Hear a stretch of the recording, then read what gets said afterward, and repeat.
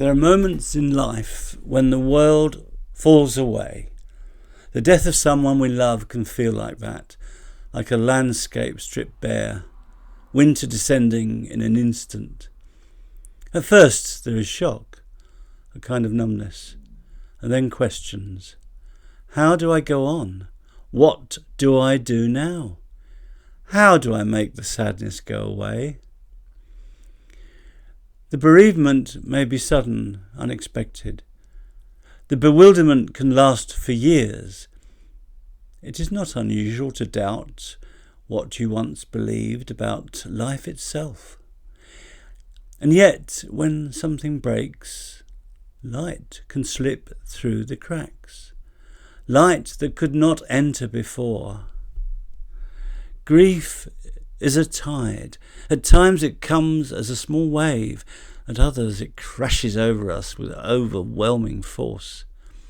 We cannot stop the waves, but slowly, gently, we learn how to breathe between them. The pain will not always feel this sharp. With time, the heaviness begins to soften. But for now, simply breathe and be. After all, what hurts more than losing someone who mattered so deeply? A vital relationship has gone, and with it a sense of safety. We feel vulnerable, exposed and alone. Grief tempts us to put on a mask, to appear brave, cheerful, getting on with things. But true healing cannot come by hiding sorrow. We need not be ashamed of our tears. Funerals and wakes, these are not empty rituals. They are ways of grieving together, of sharing our sorrow, of saying, you are not alone. But grief has its own timetable. You may be ready to talk or not. You may be wishing to sit quietly with your loss. There is no rule. No demand to be strong. Sometimes the most comforting presence is a friend who listens without judgment, without advice. Words cannot erase pain, but they can help us feel less alone. For some, grief awakens memories of unresolved hurts.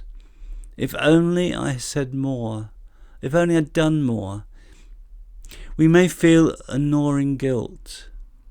Relationships are never simple. They carry both love and difficulty. And when someone dies, we may carry forward unfinished conversation in our hearts. It can help to talk of the person, to look at photographs, to share stories.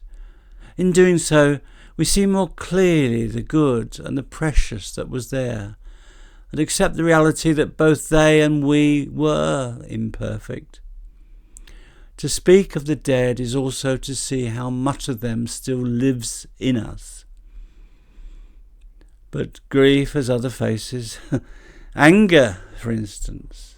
Anger at fate. Anger at God. Even anger at the one who has died.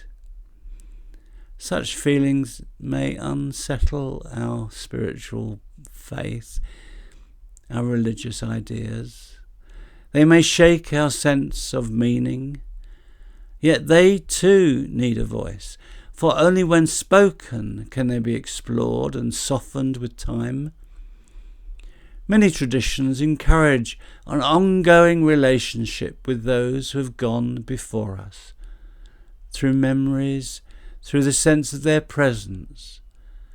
The Bible conveys the ability of the divine being to console us, even when we are in the deepest grief. We are never alone in our suffering. The power of love and wisdom are with us in our pain, in our innermost grief. Divine compassion is always present. It's just that we don't always notice it. I believe it has guided me towards healing and a new life. and so this presence calms the turbulence of the soul with hope. Going through a bereavement reminds us of the reality of death for us all. This brings up against our fears of what we do as possibly being meaningless and a fear of being isolated.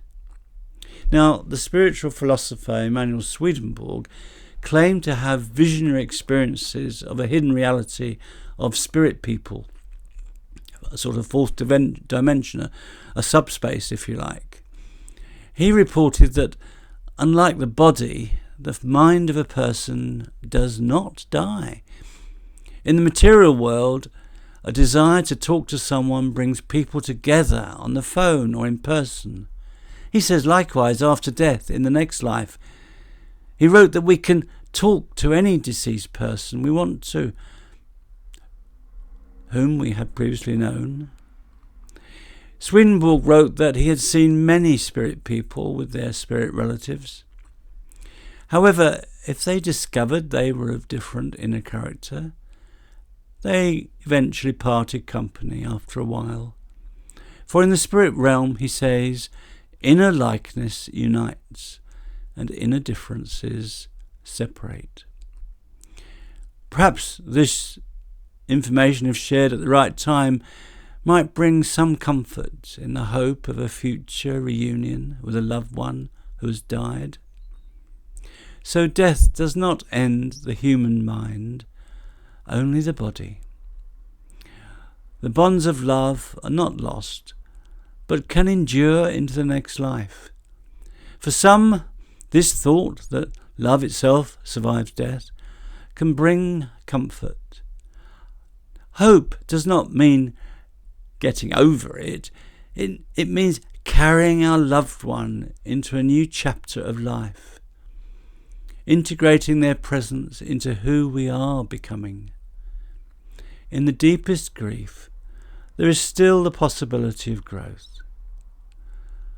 Loss opens us painfully to change, and so sorrow subsides. New joys, new loves, new understandings can take root. For love, when purified by grief, can become more tender, more enduring, more true. So if today you find yourself in winter, take heart. Spring will return, and in your mourning, may you not find only sorrow, but also the quiet seed of hope. If you have found what I've been saying helpful, then thank you for listening. You may want to click the link to the video, What's So Good About Being Patient, part of the playlist I've done on emotional healing. Cheerio.